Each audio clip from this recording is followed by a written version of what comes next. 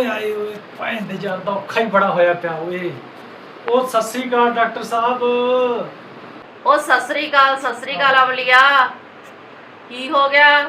ਹਾਏ ਤੁਰਿਆ ਹੋਣਾਗਾ। ਉਹ ਕੀ ਦੱਸਾਂ ਡਾਕਟਰ ਸਾਹਿਬ, ਉਹ ਭੈਣ ਦੇ ਯਾਰ ਦੀ ਨਾ ਤੜਕੇ ਦੀਆਂ ਨਾ ਟੱਟੀਆਂ ਲੱਗੀਆਂ ਪਈਆਂ ਨੇ। ਕੀ ਕਹਿੰਦੇ ਆ ਅੰਗਰੇਜ਼ੀ ਚ, ਲੂਜ ਮੋਸ਼ਨ 'ਚ ਲੱਗੇ ਪਏ ਆ ਯਾਰ ਤੜਕੇ। ਉਹ ਕੋਈ ਨਾ ਅਮਲੀਆ, ਘਬਰਾ ਨਾ, ਠੀਕ ਕਰ ਦਾਂਗੇ ਤੈਨੂੰ। ਨਾ ਕਿੰਨੇ ਕੁ ਵਾਰੀ ਗਿਆ ਸੀਗਾ ਟੱਟੀ? ਉਹ ਪੁੱਛਣਾ ਡਾਕਟਰ ਸਾਹਿਬ, ਮੈਂ ਤਾਂ ਭੈਣ ਦੇ ਨਾ ਸਾਰੀ ਰਾਤ ਦਾ ਨਾ ਲੈਟਰਿਨ 'ਚ ਭੱਜਿਆ ਫਿਰਦਾਗਾ।